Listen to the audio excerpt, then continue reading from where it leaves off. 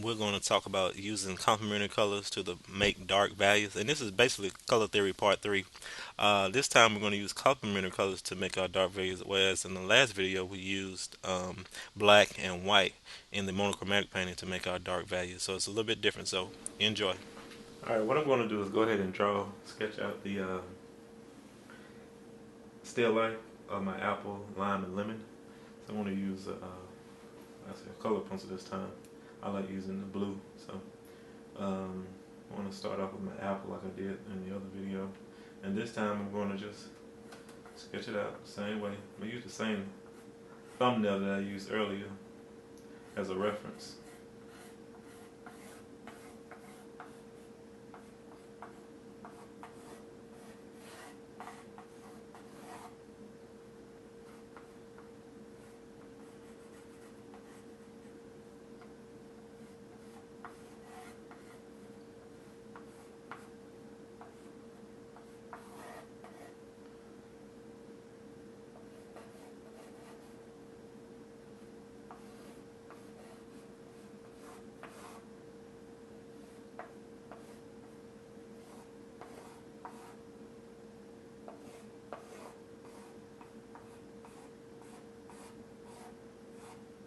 I drew this too big.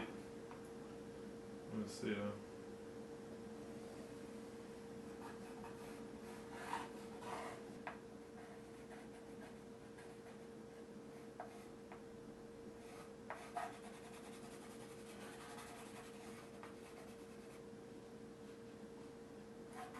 My shadow's a little different from the way it was in the last video because of the lighting. So, and I also had a crease right here in the cloth.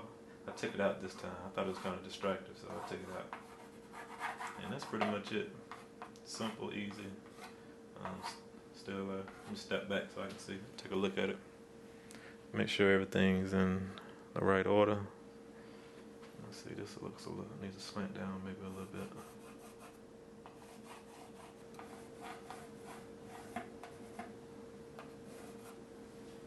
That should be it. All right, we'll go ahead and start painting.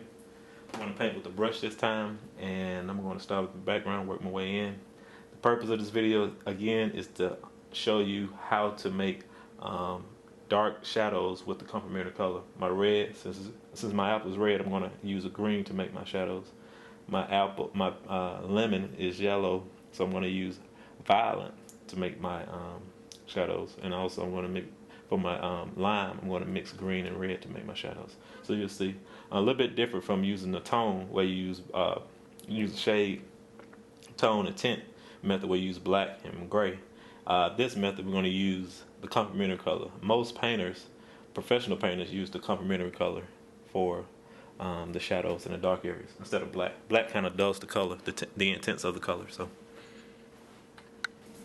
I'm going to use a little light neutral color for my start off to kind of outline my shadows a little bit.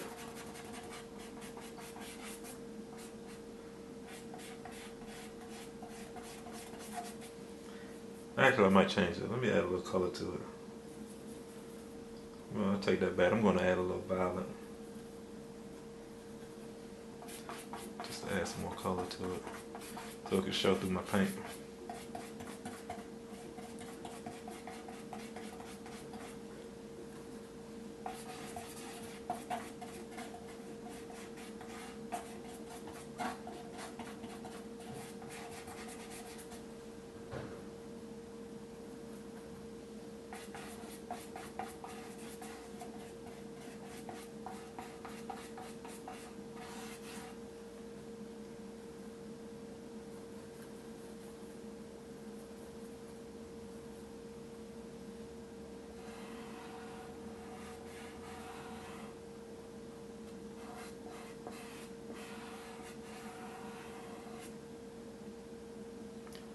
Over here, some shadows.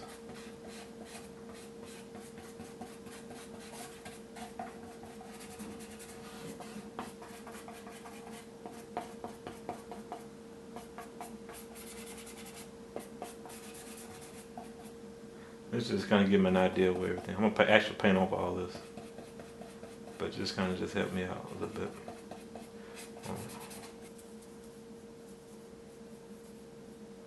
Here I'm going to use white, and I'm going to use some of this neutral color, which is basically a mixture of yellow orchid and raw umber.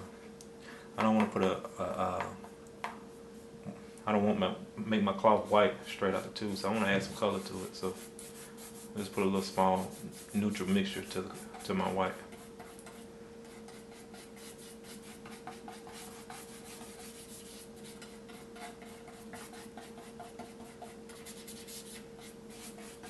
As you can tell, I love to paint fast, loose. Try to always hold my brush at the tip. Sometimes they get tight, but sometimes I forget too. So just kind of keep my wrist loose, hold the back end of my brush, and just kind of let it rip. And just try to show some of those brush strokes too as well.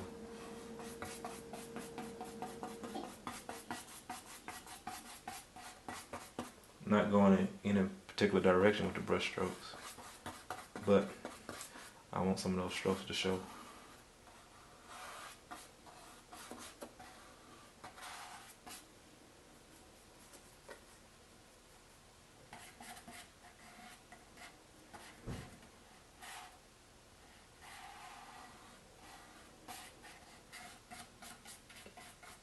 Here again, I'm using the gesso board. Excuse me, Masonite board. It's already gessoed. So you want to try this. I like the flat, hard surface more so than the canvas sometimes. They both have pros and cons.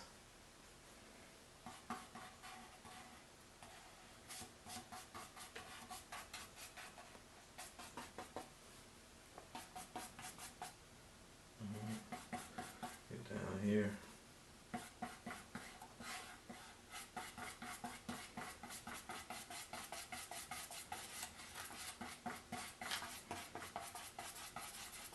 Paint over that just a little bit.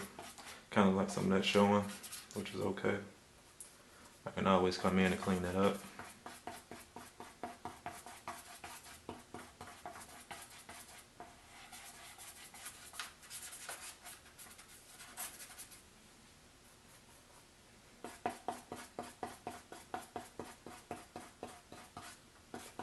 This violet had mixed in with my my cloth color. That's okay, because all this is kind of a dark shadow anyway. So.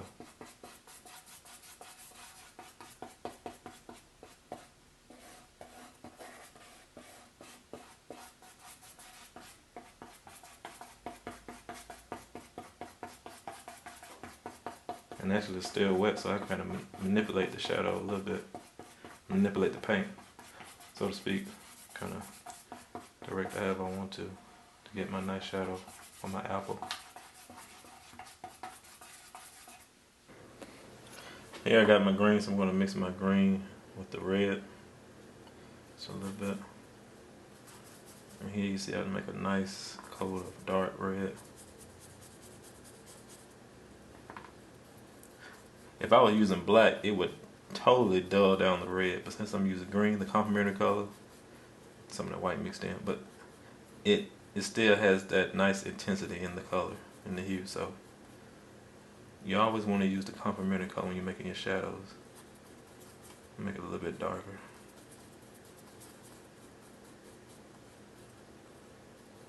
Hope you guys can see that.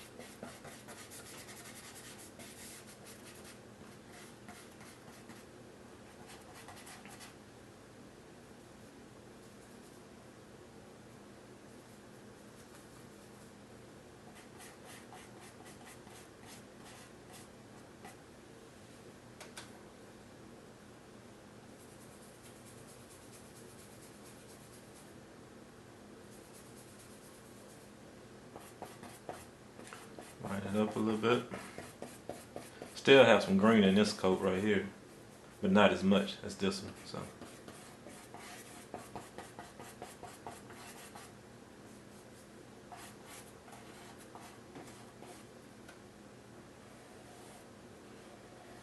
Get a nice clean edge right here.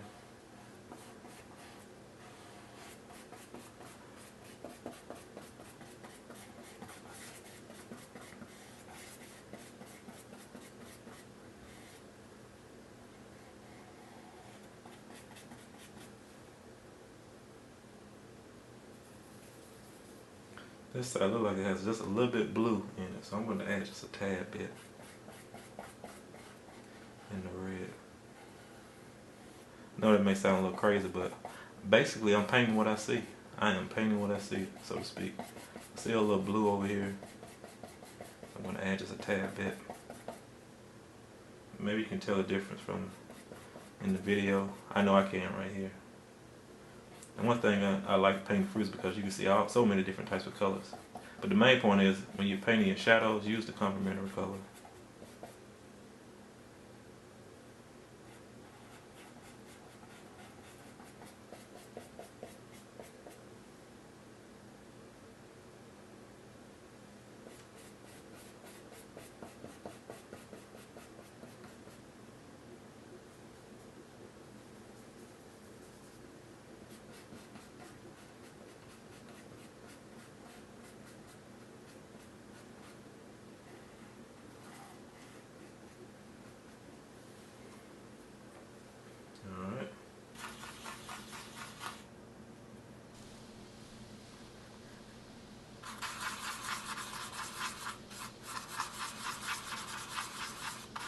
As you see, I'm still mixing in my complementary colors, red and green.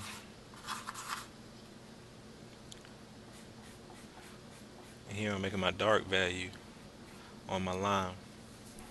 Now with my lime, I started off green as my base color, and then I just add a little red to it to darken up the green.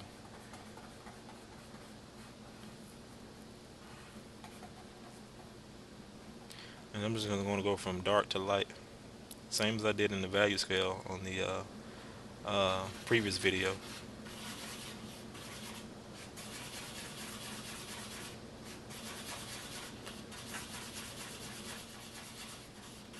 Don't you just love the sound of the mixing? Here I lighten it up just a little bit. Add just a tad bit of white within my mixture. Maybe a hint of yellow too.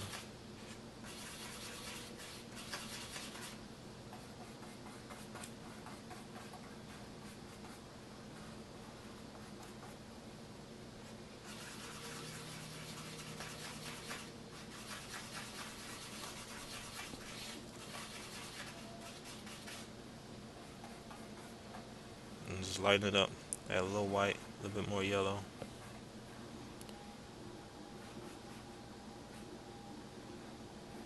And the still life is a lot brighter on the left side. So actually I'm gonna come back in and make it a little bit lighter than what it is now.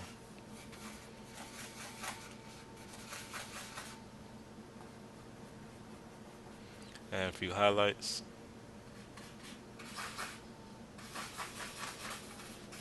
Since the first layer that I put on is still kind of wet, the highlights don't show as well, but you still kind of get an idea what the highlights are.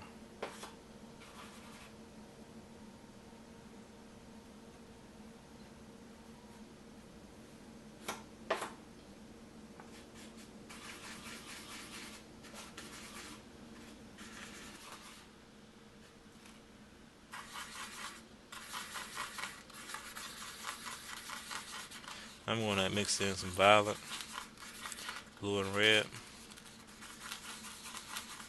And here's where I'm going to add in some of my shadows inside the well, I'm actually start on making my shadows for my lemon. Here I mixed in a little yellow with my violet.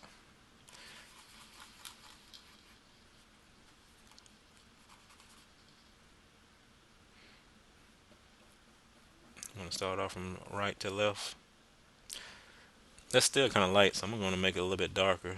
But right now, just go ahead and get my first coat on. And as you can see, I added some violet to my yellow to give it a darker value. I'm using cadmium yellow for this particular lemon.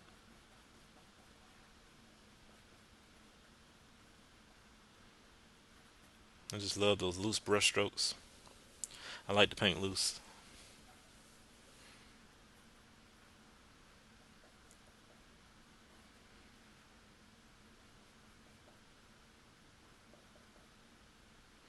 I see some nice dark shadows right here on the edge on the left, so I'm going to put those in right at the tip of the lemon as well. Again, this is kind of still light, so I'm going to come back in and darken it up.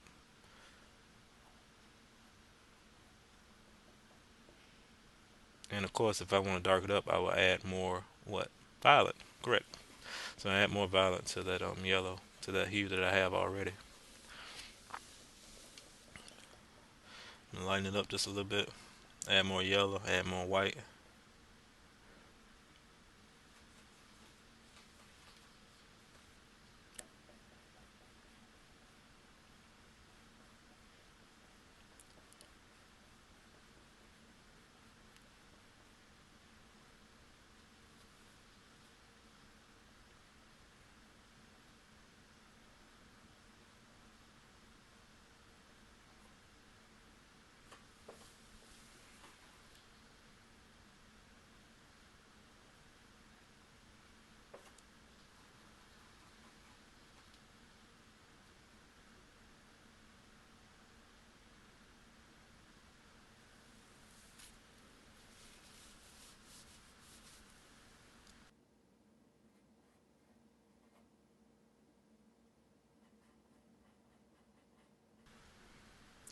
I'm going to mix in a little bit more darker value at the bottom and around the edge.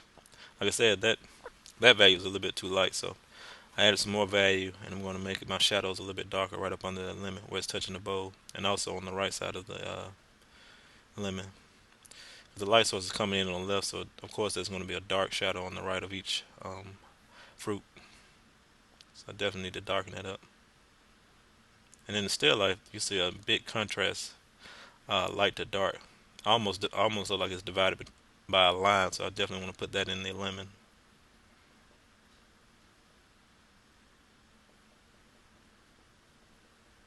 Kind of blend in just a little bit.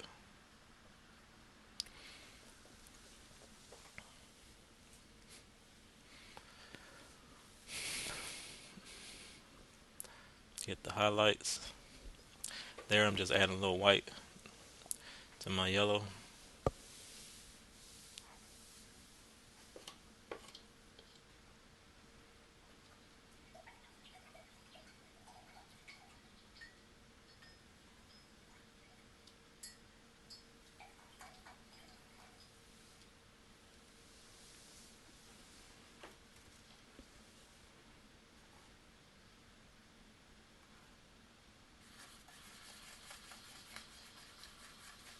I'm gonna go ahead and add some shadows in my bowl. Now with my shadows in my bowls, it's pretty much a primary white bowl. I could use black, but I'm gonna use a violet, kind of like a light blue violet for my shadows, just to add some color to it instead of having that flat grayish look. This kind of look gray, but still has some color. You still see the blue, you still see the red within the shadow. Instead of having that flat grayish look, just using black and white, I wanted to add some color, so I used a mixture of white and violet to get this shadow. You definitely always want to have color in your shadows. That's the whole reason this lesson, purpose of this lesson. When you're doing a still life, most artists always use color to make their shadows. They don't use black and white. They use some form of uh, color from the color wheel. And in reality, that's pretty much how it is in real life. Unless the object is actually black, most object in real life has color in it.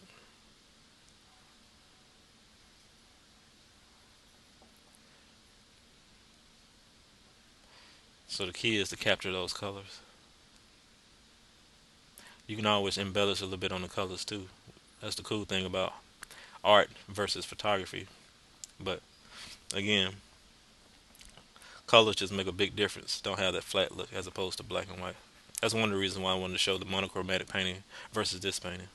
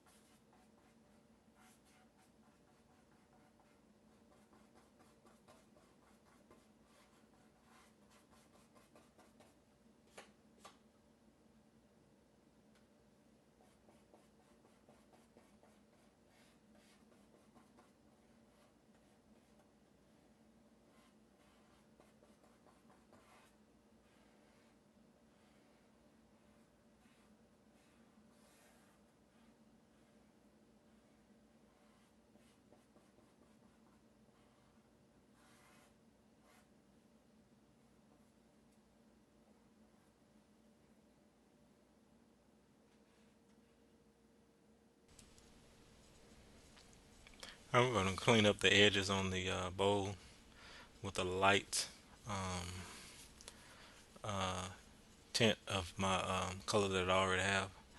Um, Kind of the same hue that I had when I made the shadows, just add a lot more white to it. So I'm outlining my edge of my bowl with the tip of my brush.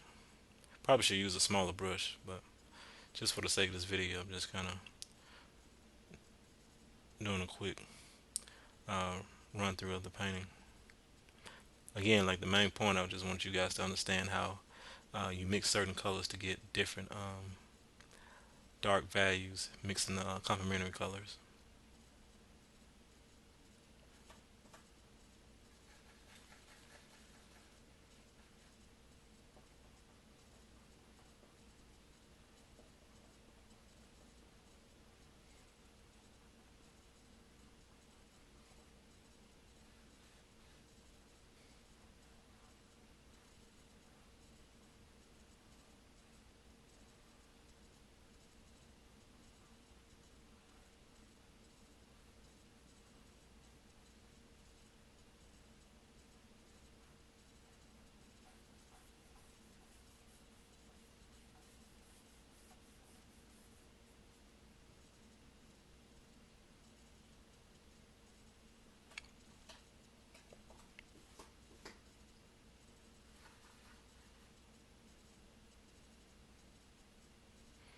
Alright, I'm going to darken up the shadow behind the lemon a little bit. Here I'm using violet, kind of darken up the side of this lemon as well. Still have a little white on my brush, but that's okay. And I kind of want to maximize those strokes and show those strokes within my painting.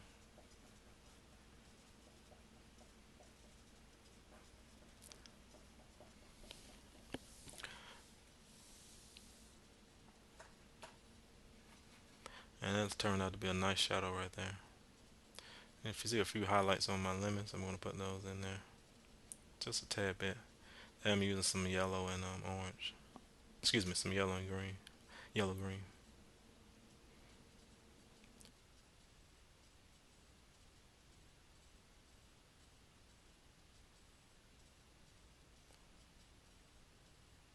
I'm going to kind of clean up my apple. I had a little trouble. Well, not have trouble, but the shape of the apple can be a little challenging because it has so many different values, so many different,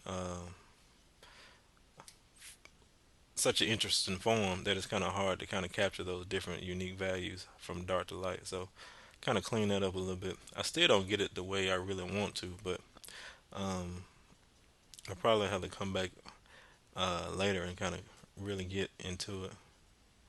For the sake of the video, again, I just want you to kind of focus on the light and dark values using the complementary colors.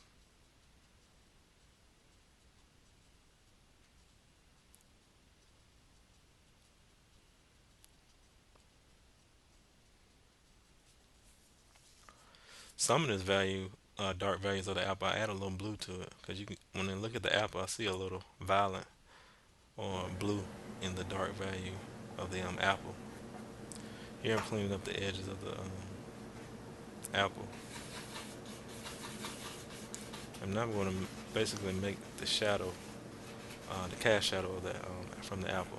I'm going to use the complementary color, mixing a little of green, a little red, kind of coming out a little bit of uh, neutral tone, so to speak. But it's basically the green and the red mixed together to make my cast shadow.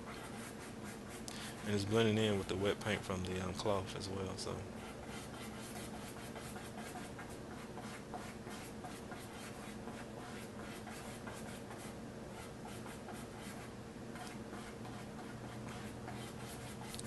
that shadow looks really good.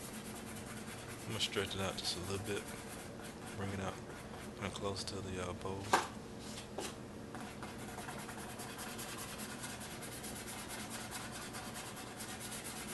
I'm kind of just using my dry paint from my brush to kind of make a soft, nice shadow.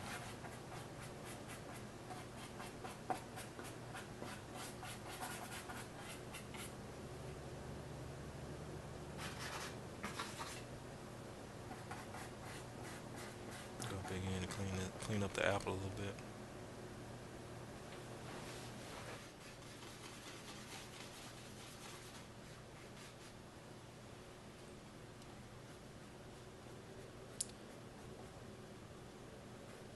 Fill in some of the light areas.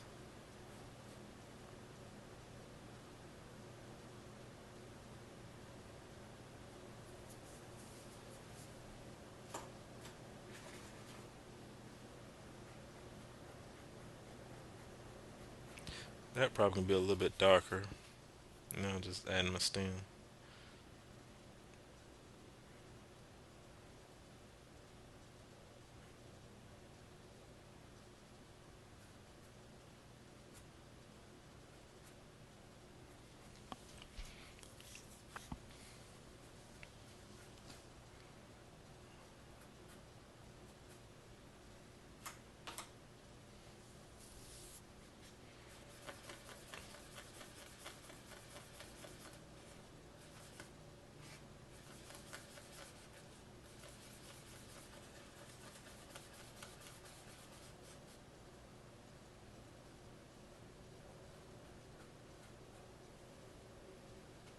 Add a little light. That should be it. I'm gonna go ahead and stop right here, and you can kind of see all the different nice values, different colors made from these three colors: green, yellow, and red. And I just want you guys to try to make your own still life and make some shadows using the complementary color. Again, this just kind of counteract the last lesson, the monochromatic painting, where I use black and white. So I want to use actual colors to make the shadows. So I hope you guys learned like part three of color theory. And if you have any questions, please feel free. Again, put up a still life in front of you, paint it, practice playing with the colors. This is just a good tool to. This is just a good practice to get familiar with color and mixing color, and especially when you're starting to do shadows and other things using the palette knife. So if you have any questions, please feel free to contact me. Thanks.